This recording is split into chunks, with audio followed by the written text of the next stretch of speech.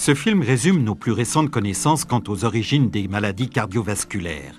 L'artériosclérose, la cause des infarctus du myocarde et des attaques d'apoplexie, est une forme primitive du scorbut, une maladie touchant essentiellement les marins.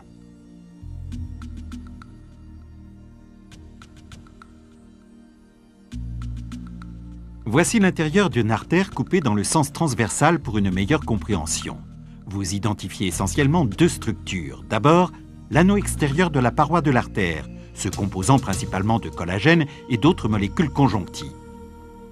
Cet anneau de tissu conjonctif est tapissé d'une couche de cellules assumant la fonction d'une barrière entre le flux sanguin et la paroi de l'artère. Ces cellules sont également appelées cellules endothéliales. Une avitaminose, et précisément une carence de vitamine C, provoque essentiellement deux modifications de la structure de la paroi artérielle. L'anneau de tissu conjonctif commence à se dissoudre car le manque de vitamine C empêche une élaboration correcte de suffisamment de molécules de collagène. D'autre part, les vitamines manquent comme substance bioénergétique pour les cellules, et ceci peut provoquer des dysfonctionnements et une rétractation des cellules. Des millions d'infimes fissures microscopiques apparaissent entre les différentes cellules. Une carence totale de vitamine C provoque le défoncement de la paroi artérielle et des hémorragies sous-cutanées en 4 à 6 mois chez un homme sain. Nous comprenons donc de quoi les marins des siècles écoulés mouraient après 4 à 6 semaines de carence de vitamine C dans leur nourriture. Ils se sont pratiquement vidés de tout leur sang dans leur propre corps.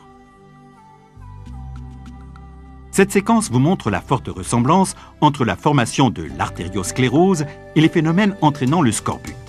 La privation totale de vitamine C est une exception de nos jours, mais presque tous les hommes souffrent pendant des décennies d'un manque de vitamines dans leur alimentation. La destruction intégrale de la paroi artérielle et l'hémorragie, comme pour le scorbut, sont donc une exception de nos jours. Il faut cependant considérer que nous développons une faiblesse progressive de la paroi artérielle au fil de nombreuses années et décennies. De nos jours, des millions d'infimes fissures se produisent dans la paroi artérielle. Le corps a le temps de réagir, tout ceci étant bien plus lent que pour le scorbut, et cette destruction durant des années. Le foie accroît sa sécrétion de tissus réparateurs, par exemple de lipoprotéines, donc de petites particules pour le transport des lipides teintés de jaune. Ces lipoprotéines s'insèrent entre les cellules dans la paroi artérielle et tentent de la réparer. Si ce processus se poursuit, le taux de lipides sanguins et de tissus réparateurs augmente et provoque ainsi les dépôts redoutés sur les parois des artères. Si ces plaques se déposent dans les artères coronaires, elles finissent par boucher ces artères et provoquer un infarctus du myocarde. Dans les artères responsables de l'apport sanguin au cerveau, ces dépôts aboutissent à une attaque d'apoplexie. La séquence d'images consécutives montre l'effet thérapeutique de la vitamine C sur les parois des artères. Une alimentation suffisante en vitamine C permet aux molécules vitaminiques de s'introduire dans les parties endommagées des parois artérielles par le flux sanguin et à les réparer. La vitamine C favorise la formation des molécules de collagène et l'anneau de tissu conjonctif, qui est principalement responsable de la tonicité des vaisseaux sanguins, peut se régénérer. En finalité, les millions d'infimes fissures microscopiques entre les cellules endothéliales disparaissent. Les lésions dues au scorbut peuvent disparaître lors d'un apport optimal en vitamine C, et il peut en être de même des dépôts sur les parois artérielles. Une élimination intégrale des plaques n'est pas toujours possible sur tout le monde, mais les défenses naturelles des éléments de la paroi artérielle, capables de se régénérer, sont activées. La guérison ressemble à celle du scorbut, et la régression naturelle des dépôts permet aux molécules de vitamine C contenues dans la nourriture de s'introduire dans la paroi de l'artère par le flux sanguin et de la réparer. Il va de soi que les dépôts de liquide sanguin et d'autres tissus réparateurs dans la paroi artérielle deviennent superflus. Bien au contraire, les particules lipidiques préalablement déposées sont éclusées de la paroi de l'artère. Cette détérioration des plaques a lieu molécule par molécule pendant de nombreux mois. C'est donc un processus biologique et non mécanique. Contrairement au cathétérisme par ballon et à d'autres procédés mécaniques qui sont souvent la cause d'embolie ou de caillots de sang provoquant l'obstruction de l'artère, la détérioration naturelle des plaques à l'aide de vitamines est douce et se passe sans risque pour l'organisme. Les molécules de lipides sanguins éclusés sont transportées vers le foie et s'y consument, éliminées donc d'une manière naturelle. La dissolution des dépôts sur les parois artérielles est possible grâce à la vitamine C, bien que d'autres acides aminés comme la lysine et la proline jouent également un rôle important. Ces acides aminés forment ce qu'on pourrait comparer à une couche de téflon autour des molécules des lipides sanguins et contribuent ainsi à leur extraction des dépôts. De cette manière, les plaques sur la paroi des artères se décomposent d'une manière naturelle, petit à petit. La dissolution naturelle de l'artériosclérose est confirmée par des examens cliniques effectués entre-temps. L'apport optimal en vitamines des programmes développés par nos soins a provoqué un arrêt de l'artériosclérose en l'espace d'1 an dans le cadre de cette étude. Dans certains cas, on a même observé la dissolution intégrale des dépôts et des plaques. On comprend rapidement en regardant ces images qu'une nouvelle ère de la médecine vient de commencer et que les pontages et les cathétérismes par ballon appartiendront bientôt au passé.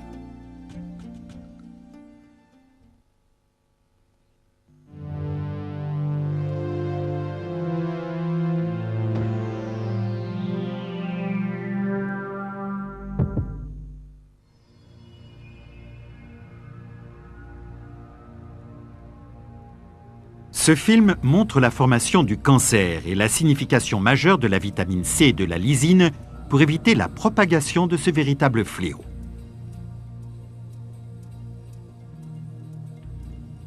Voici une cellule ouverte pour une meilleure compréhension et fortement agrandie sous un microscope. La balle violette à l'arrière-plan est le noyau de la cellule contenant tout notre matériel génétique et qui maîtrise et contrôle toutes les opérations métaboliques de la cellule. La structure rouge ressemblant à un vaisseau spatial est le site de production de la cellule. C'est ici qu'elle produit les enzymes et autres substances. Les informations relatives aux substances à produire sont données par la chromatine contenue dans le noyau de la cellule. Les structures bleu clair, au premier plan, sont les mitochondries. Elles constituent la source universelle d'énergie de la cellule.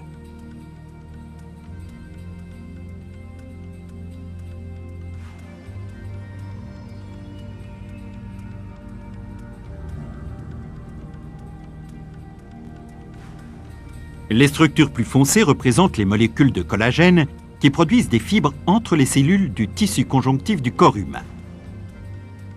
Une cellule cancéreuse donne l'ordre à l'installation de production par l'intermédiaire du noyau de la cellule de produire suffisamment d'enzymes, donc de biocatalyseurs, dont la fonction consiste essentiellement à digérer le tissu conjonctif les entourant.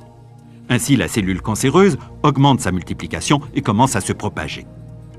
Les structures à petites boules rouges grignotantes sont en réalité des enzymes ou biocatalyseurs. Ces petites boules ont l'aptitude extraordinaire de pouvoir directement digérer les fibres du collagène, raison pour laquelle on les appelle aussi les collagénases. Dès qu'un nombre suffisant de molécules du collagène est détruit, la cellule cancéreuse a la voie libre pour traverser le tissu conjonctif et le cancer peut se propager. Dans cette séquence, nous voyons le développement d'une tumeur maligne dans le foie. Vous voyez à nouveau le schéma en coupe transversale d'une cellule du foie fortement agrandie. La naissance d'un cancer suppose toujours deux conditions. D'une part, la multiplication des cellules cancéreuses aboutissant en définitive à une tumeur.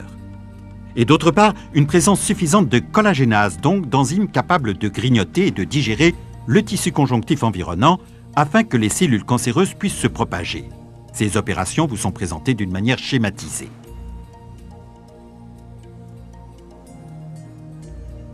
Les enzymes grignoteuses rouges multiplient les molécules du collagène et détruisent ainsi le tissu conjonctif. Les cellules cancéreuses se multiplient simultanément et elles peuvent facilement se propager en traversant le tissu conjonctif en dissolution. Le cancer est né.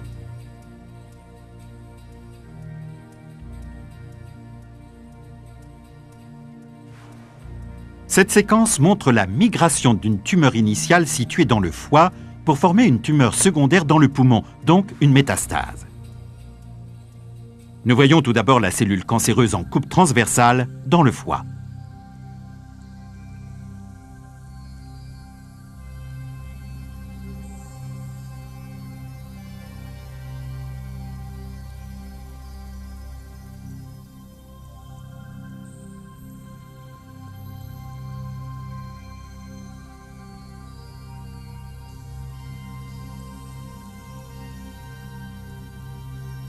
Les structures du collagène sont détruites et une cellule cancéreuse se détache et quitte sa position initiale vers le prochain vaisseau sanguin du foie.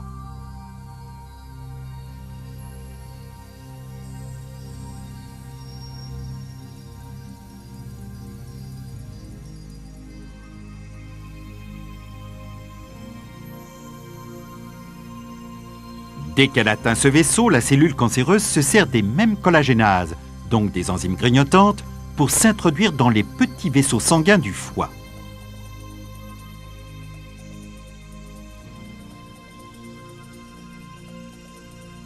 La cellule cancéreuse s'introduit dans le vaisseau sanguin, où elle est emportée par le flux sanguin.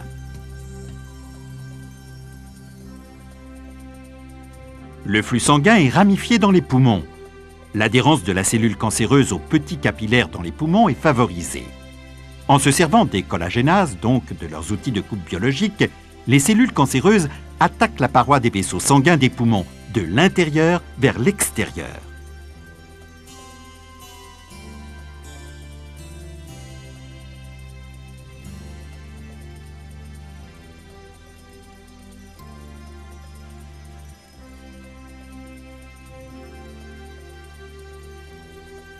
La cellule cancéreuse initiale du foie est dès lors en mesure de s'implanter dans les tissus conjonctifs des poumons et de développer une tumeur secondaire, une métastase pulmonaire. Ainsi, la tumeur initiale du foie a donné naissance à une tumeur secondaire dans le poumon.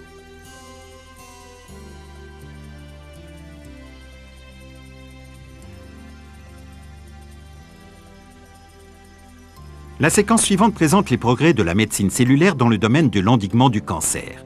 La vitamine C assure une production optimale en molécules de collagène et stabilise ainsi le tissu conjonctif environnant.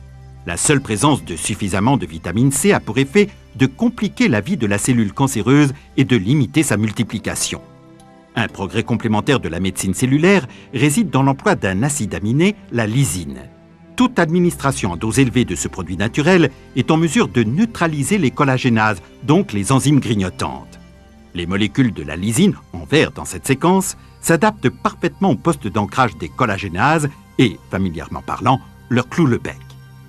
Les collagénases perdent ainsi leur aptitude à digérer le tissu conjonctif. Ceci offre donc la possibilité, par des moyens parfaitement naturels, de freiner la propagation du cancer dans l'organisme, voire même de le prévenir. Ce nouveau moyen thérapeutique de la médecine cellulaire a déjà été utilisé avec succès contre différents cancers.